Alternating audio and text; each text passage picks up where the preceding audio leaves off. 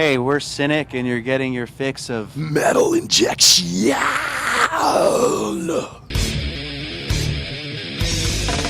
Rob here with Sean and Paul of Cynic.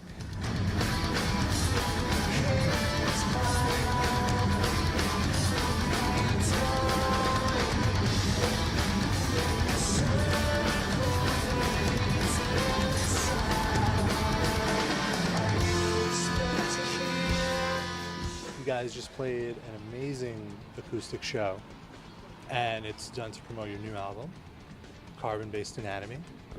Now, could you take us through how this album came to be? Or is that too much for an intro question? Do you want to start out a little lighter? No, we can start with that. We like weight. Basically, it happened. We were working on another record, and our managers said that because of the timing of this record, of the new album coming out, probably not till like next summer, just based on the time that we needed. He was wondering if we could try and get something out this year, just to kind of keep working, basically, and to stay out there. And so we just looked at a bunch of stuff that we had around that wasn't going to be on the album, and but we thought was cool, and we just experimented for a little bit. It was probably like a week period where we just played with something to see if it would gel, and then we knew it was like, oh, okay, no, this is totally cool, and we just busted it out. It was really the summer. It was like over a 6-week period that it happened. It was really quick. Yeah. I think from actually getting in the room, figuring out the arrangements of the songs, to delivering artwork in a mastered master was like 6 weeks, which is, it's pretty daunting task, and it was almost an excuse to get back out here and to tour again, but the whole process kind of summed into Produced an interesting result. yeah, an absolutely of beautiful thing. yeah. You know what I mean? Like it. Yeah, well, that's, I think, what's so cool is that when you kind of get pushed into a corner and you have to just make it happen, like, the unexpected happens. Right. And that was what happened. It was just like completely just spontaneous, free, Yeah. creative thing, and that Yeah. was so groovy that it just kind of happened, and it wouldn't have, under any other circumstances, it wouldn't have produced this album. No, and just kind of knowing what the new material is like versus what to you people is the new material. It's the perfect stepping stone. What do you mean, you people? Well, the people Oh, who go haven't ahead. heard. Okay, you people. Tall people with microphones. Oh, okay. To be more specific. Thank you. No, but it really is kind of just a logical stepping stone. It's almost an extreme again, like Retraced was to Traced in Air in Right. a certain way. And, Well, yeah, when I first heard the EP, I definitely felt like a familiarity with the sound you guys were going for, and it was like almost reassuring, like, oh, okay, new Cynic music, awesome. Right. So, but you're saying you guys started writing a full length, and then took Yeah, it- I mean, there's always a pool of material that we're Yeah. pulling from, so it's not really like writing a full length as much as it is just kind of refining existing music and putting the Cynic cap on, Well, and Paul has a tremendous reservoir of songs and music, and it's really wrapping your head around the Cynic mindset of how you're interpreting these songs and what fits with what. You know what I mean? And right. these 6 songs, 3 started out really as songs, and then we have intros and kind of interstitial stuff that's complementary to the whole piece. But we always try to have things that fit together, and these fit together. And we already almost have a track listing for this, what's going to be the full length. And it's really interesting to take it from kind of what you guys saw tonight and then turn it into kind of what we do in the studio, and then what ends up being the live performance. Right. Well, that's so. See, I was thinking that like this EP was like, you guys are just going to start putting out EPs. Just to get music. I like that idea, actually. Oh, okay. Yeah, and I remember horrifying our record company for a minute because I sent them an email saying, I just want to do short mini albums now. Because to me, it's like attention span wise, it doesn't make sense to do a big, long. Our music is so dense as it is that, and everyone's so ADD these days that it's like, why? I feel like if you do 8 to 12 songs that are this concentrated, 6 of them get lost, you know, and it's just. Well, and what would you prefer to have? 11-song record every 18 months, or 6 or 7 songs every 8 months. You know what I mean? And, yeah. So who knows? I mean, maybe the next one will be 2 EPs bundled as one thing. But in our minds, it's because psychologically, even just as like somebody in the process of, it's like easier the headspace of an EP is like or just a tight little thing versus this big massive. It just. I mean, we've never done a big massive. I mean, our longest record is 30 minutes. Yeah. So it's kind of the ongoing story with Cynic. I think that we just don't, everything's short, but that's where we're at. No, but it's true. I mean, we filter everything a million times and turn it on its head, and go through every permutation that a 6-song EP will take us. I mean, even though this was a quick version of it, those songs me and Paul have flushed. For years. I mean, it was like, this was stuff that was like, this is Cynic language. This is. I mean, it's a slight departure from what everyone's used to, but to me, that's what Cynic does. I mean, from demos to Focus, from Focus to Trace to Nair, from Trace to Nair to Retrace. I mean, there's always. To me, I like to hear a band evolve. You know what I mean? To hear the same record 10 times, to me, personally, as a fan, I'd prefer to see a band evolve, even if that means going from, disco to punk, or death metal to progressive, classical, whatever you want to call it. You guys should do disco death metal. It might happen. It might happen. I think the time is right. I might be back there with turntables. You never know.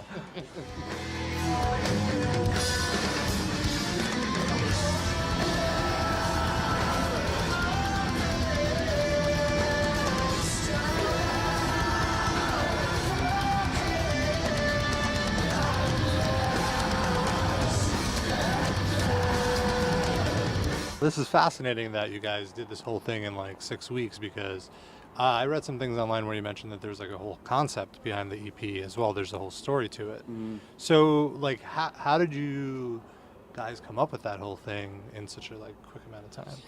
I mean, for me, it's like, when I say 6 weeks, it's like 6 weeks of 12 to 18-hour days. It's just that's all you're doing. That's all you're doing, and you're not doing anything else. Right. It's just completely literally barely email and phone calls. Especially for him, lyrics, concept. Yeah, so it's not even like checking your Facebook page. I mean, I'll do little things, but it's kind of pretty much like isolation, Right. So it's very concentrated and kind of just get into this, mode of, and I think that's where it gets very focused. It just becomes like, so really 6 weeks could be 6 months or for some people, but it's just so tunnel vision that you get a lot done if that's all you're doing. At least for me, it's the laundry hamper gets full. The fridge has rotten food. I lose weight. I drink a lot of caffeine. That's what goes on. It's insomnia. It's just kind of insane. Really. It's a good diet, basically. Yeah. It works. That and depression are awesome.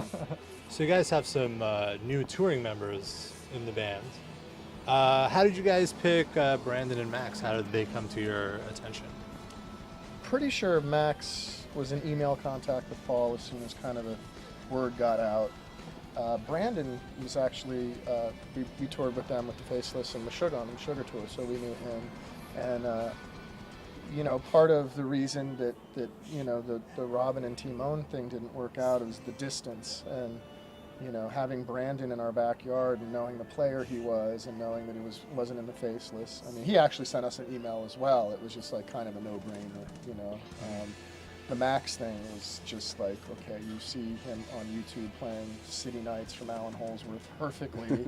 And then you see him in his band doing almost the Tony Teagarden growl that we had on Focus. And it's just like, you don't find that combination of phenomenal guitar player who has even the will to scream, much less, does it already. And so it was just kind of that situation.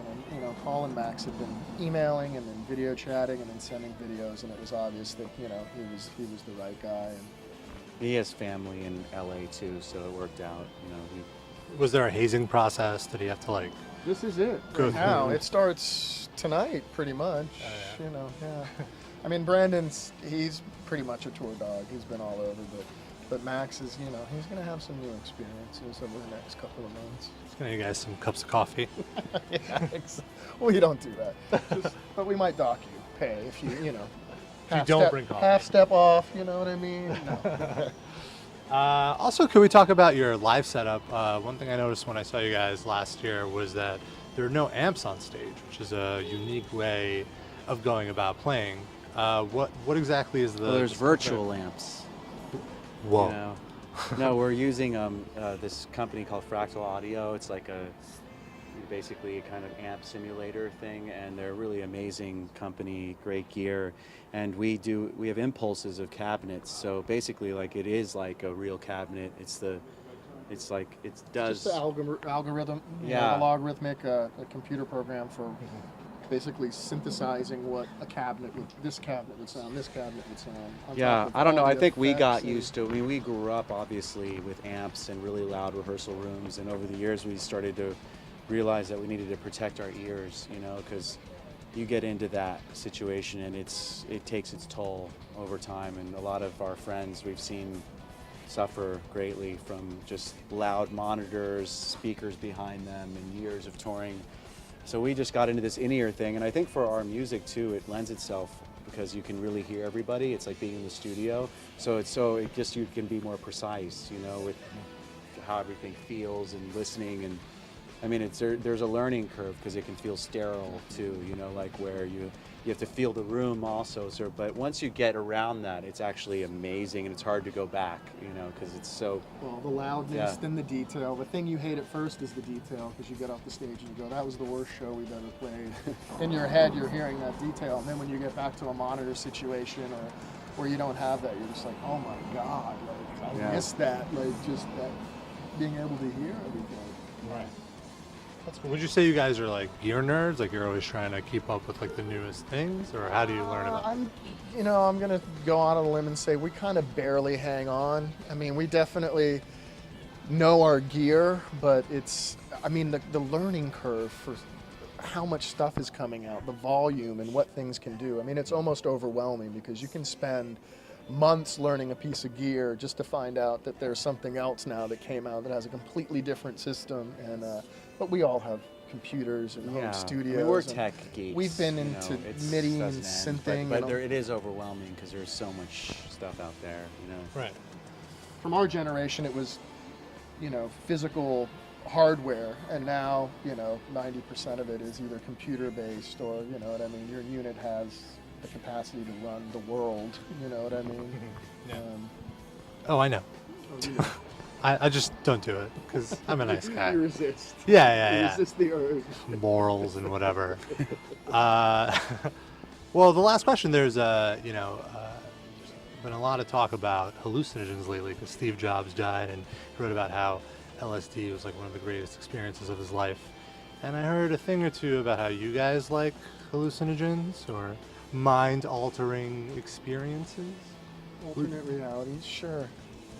What kind of stuff do you guys get Well, into? since we were kids, back in the Focus days, and we were just remembering this last night because I had this little glow stick that I brought that I put on my mic stand, and my brother was there, and he's really into glow things and stuff, and we remembered how back in the Focus days we used to take LSD and do light shows for each other while on it, Right. and then attempt to play music, and we had all these weird, but it was kind of a bonding experience because your guard goes down when you take that stuff, and you're almost in a different head. It's like, Right. who are you? Yeah. There's no identity. And I think over the years there's just been, I don't know, I mean, I'm not like an advocate of this stuff in terms of abusing anything, but I think that there is a lot of insight that can be gained from the medicinal aspect of it, where you can kind of see things that you may not see otherwise. And years of meditation can do that too, you know. So it's not about there being a shortcut, but it is a shortcut. No, it's just kind of it is a shortcut. It's a curious. Even Terrence will say it's a shortcut. Well, they call it like, you know, I mean, there's a lot of these. I mean, it's really about just kind of getting to know yourself better. Right. Yeah, I mean, we never took LSD and went to a concert. It was like Alone we got and together, with right? friends. You know what I mean? Yeah. And it was like this thing, and Controlled environment. right, yeah. It wasn't like let's It wasn't just a get party. high. It was Yeah, never it a wasn't- party. it Right. Yeah, Right. it was always kind of about research and trying to understand things and really shifting and being disoriented and taking a look at that, you know. Well, with that, I have a few tabs of LSD.